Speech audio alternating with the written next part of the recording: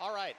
So one of the things that's really fun about what we do at the Bluecoats is we try to really take on all the character of any of the composers that we're really working with. So for example, with the Beatles, if you actually do some research on the history of the Beatles, they've actually developed so many different new techniques for recording, so many different new techniques for production, for effects. They were all developed with and for the Beatles. So one of the things that we tried to do is take some of those innovative techniques that they were doing and kind of modernize them a little bit.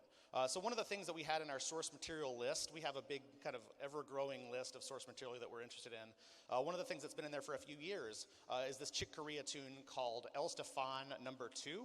And what it is it's actually kind of a synthesizer and drum set duo where the drum set from the snare drum from the drum set is actually going through an effects processor called a vocoder.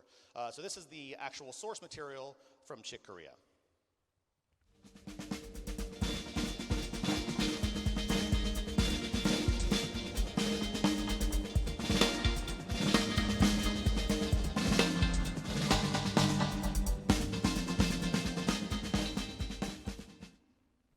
So really cool effects, really cool sounds. So the first thing that myself as a sound designer has to do is realize what my limitations or skills are. And so my first kind of desire was to figure out, can I recreate what that is? So I went through and kind of did some programming in Logic, did some programming, kind of with me actually playing on a drum set snare drum, and just seeing could I recreate pretty much the effect that it was. So this is my recreation of the Chick Corea tune.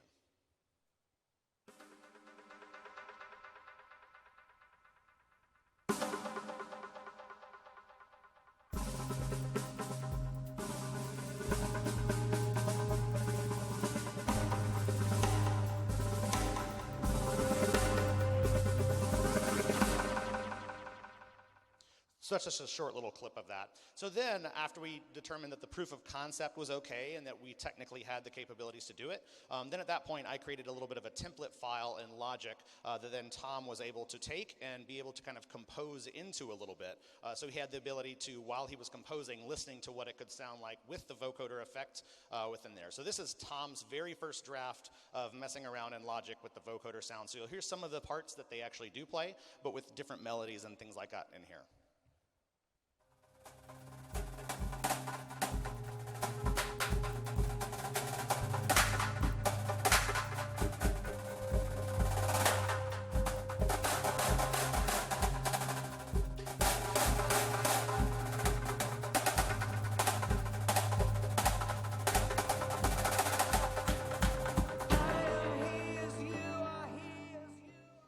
So you can also hear us going into the rest of I Am the Walrus in that kind of segment from our cut tape.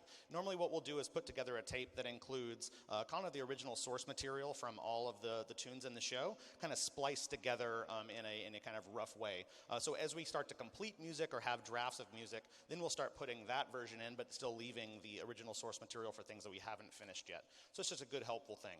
So after we kind of got this down where Tom had started to mess around with the vocoder a little bit, we decided we wanted to kind of make the beginning of this all about I Am the Walrus, which is this whole part 3 of our production is all based on Beatles' I Am the Walrus.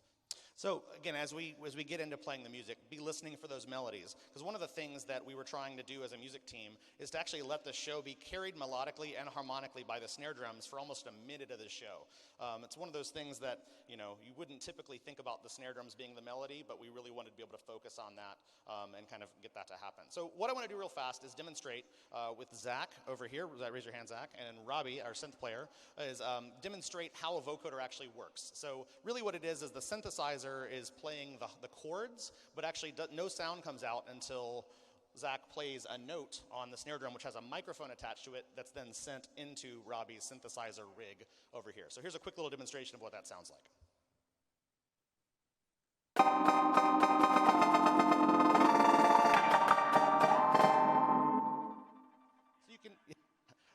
So you can hear that every time Zach hits the drum, Robbie's synthesizer is triggered. Okay. So what we're going to do now is just the first 3 snare drum solos from the beginning of this production, along with the vocoder effect.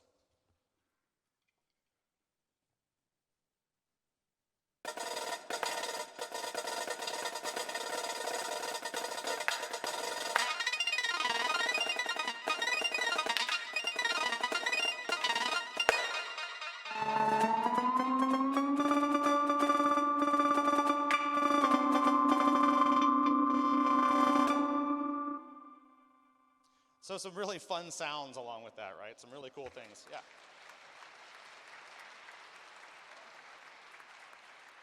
So as we get into playing this full section from the vocoder part of our I Am the Walrus production, just really want to make sure to emphasize, especially in the front ensemble, Tom did an amazing job kind of getting the keyboards out of the way to let the snares take over that harmonic responsibility. So really pay attention while we're doing this, because we'll play this twice.